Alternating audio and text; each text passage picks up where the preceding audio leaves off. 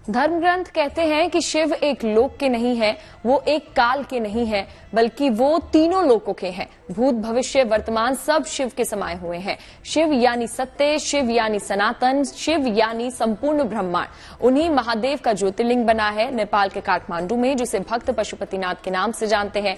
क्या है पशुपतिनाथ की महिमा और इस धाम से वो कौन सी कथा जुड़ी है, चलिए जानते हैं। महादेव शंकर है जग से निराले, बड़े सीधे साधे, बड़े भोले भाले। महादेव शंकर है जग से निराले, अद्भुत है महादेव का स्वरूप।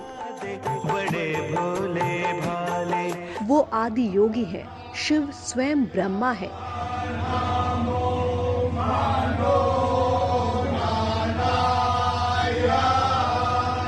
ये कथा है शिव की शक्ति और उनकी महिमा की। ये कथा है पशुपतिनाथ मंदिर की। हे विश्वनाथ नाथों के नाथ, हे आदिनाथ शिव भोले। नेपाल की धरती शिव के इस विराट स्वरूप को देखकर धन्य है। कहते हैं पशुपतिनाथ मंदिर वो मंदिर है जहां आज भी शिव का वास है। पशुपतिनाथ नेपाल में स्थित एक पवित्र स्थल है। यह शिव जी का एक विशेष मंदिर है जिसमें शिव जी पंचमुखी स्वरूप में विद्यमान है। ये नेपाल के बागमती नदी के तट पर स्थित है। नेपाल जब हिंदू राष्ट्र था तब पशुपतिनाथ को राष्ट्र देवता माना जाता था। भगवान शिव की विशेष कृपा पाने के लिए पशुपतिनाथ का दर्शन और पूजन अत्यंत कल्याणकारी माना जाता है। जन्म मरण से मुक्ति दे, मोक्ष का तू देतावर।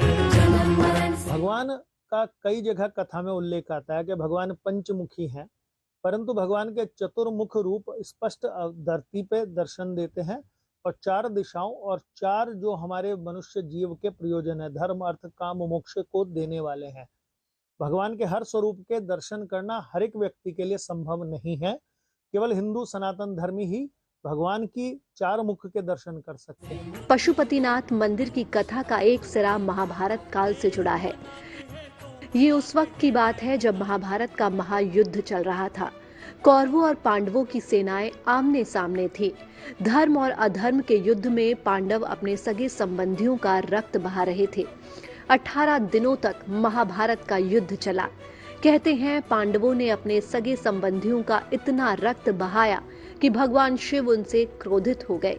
कहते हैं शिव के क्रोध को शांत करने के लिए पांडवों के पास कोई उपाय नहीं था। ऐसे में कृष्ण ने पांडवों से भगवान शिव से माफी मांगने को कहा। पांडव भगवान शिव से माफी मांगने निकल पड़े। कहते हैं पांडव भगवान शिव को खोजते हुए पहले गुप्त काशी पहुंचे, लेकिन भगवान शिव वहां से विलुप्त होकर केदारनाथ चले आए। पांडव अपनी जिद पर अड़े थे और चाहते थे कि शिव उन्हें माफ कर दे, जिसके लिए पांडव शिव का पीछा करते हुए केदारनाथ पहुंच गए। कथा है कि भगवान शिव पांडवों के केदारनाथ आने से पहले ही बैल का रूप लेकर वहां खड़े बैलों के झुंड में शामिल हो गए, लेकिन पांडवों ने महादेव को पहचान लिया। इसकी भनक लगते ही भगवान शिव बैल के रूप में भूमि में समाने लगे। धरती में समाते शिव को रोकना जरूरी था। भीम आगे बढ़े और शिव को रोकने लगे। शिव के बैल रूप के पिछले हिस्से को तो भीम ने पकड़ लिया। भगवान शंकर पांडवों की भक्ति, दृढ़ संकल्प देखकर प्रसन्न हो गए। उन्होंने तत्काल दर्शन देकर पांडवों को पाप मुक्त कर दिया। ऐसा माना जाता है कि एक बार जब पांडवों ने अपने भ्रात हत्या और अपने वंश का नाश करने का लगने वाले पाप का ज्ञान करने के पश्चात उससे मोक्ष की कामना की और भगवान के दर्शन करने के लिए काशी गए, तो उन पापात्माओं को जानकर भगवान शिव ने उनको दर्शन नहीं दिए और काशी से वो सीधे केदारपुरी में जाकर दर्शन हुए। उनका पीछा करते हुए पांडव उनको ढूंढते वहां पहुंच गए, तो भगवान ने एक बैल का स्वरूप, इसीलिए तो उनका नाम पशुपतिनाथ भी कहलाता है, पशुओं के अधिपति। परंतु भगवान का तेज इतना सुंदर था कि पांडव पहचान गए उनको कि ये ही भगवान शिव हैं। तब भगवान को जिस स्थान पर पकड़ा भीम ने, तब भगवान उसी समय धरती में समा गए और जिस जगह धरती पर समाये भगवान की जो पीठ है, कुबड़ है, वो भीम के हाथ में आए। भगवान उसकी इस प्रयास से अति प्रसन्न हो गए। भगवान क्षण में प्रसन्न हो जाते हैं, क्षण में नाराज भी होते हैं।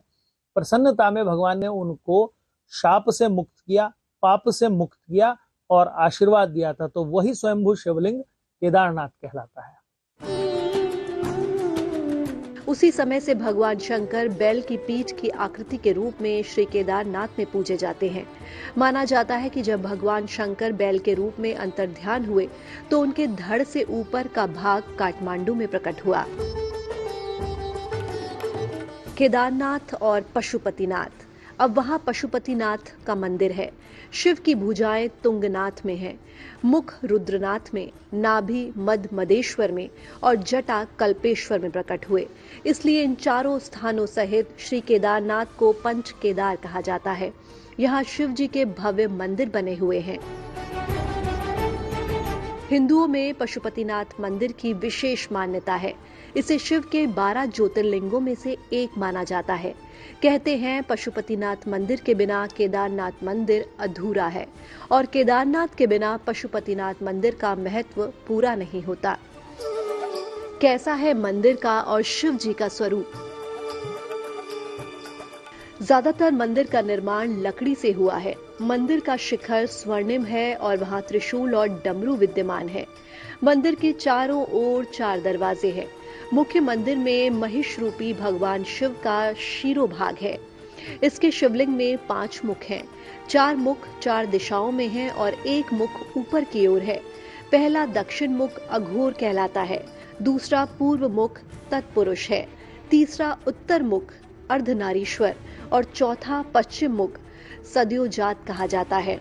इस शिवलिंग का 5वां मुख जो ऊपर की ओर है उसे ईशान कहते हैं और यही पशुपतिनाथ का सर्वश्रेष्ठ मुख माना जाता है। पशुपतिनाथ भगवान का ऐसा ज्योतिर्लिंग, भगवान का ऐसा स्वरूप है जो सीधा सीधा केदारनाथ से जुड़ा हुआ है। उसके बारे में 2 प्रकार की मान्यता है। ऐसा माना जाता है कि भगवान शिव जब बैल स्वरूप धरती में अवतरित हुए तो उनका मुख जिस स्थान पर निकला वो स्थान पशुपतिनाथ के रूप में दर्शन देता है। बागमती नदी के किनारे उसके दर्शन होते हैं और इसके जो मुख्य अंश है भगवान का चतुर्भुज रूप है। कई लोग पंचमुखी रूप दर्शन बताते हैं इसके, पर 4 दिशाओं में, चतुर्दिक दिशाओं में दर्शन देने वाले भगवान के 4 मुख इसके दिखाई देते हैं।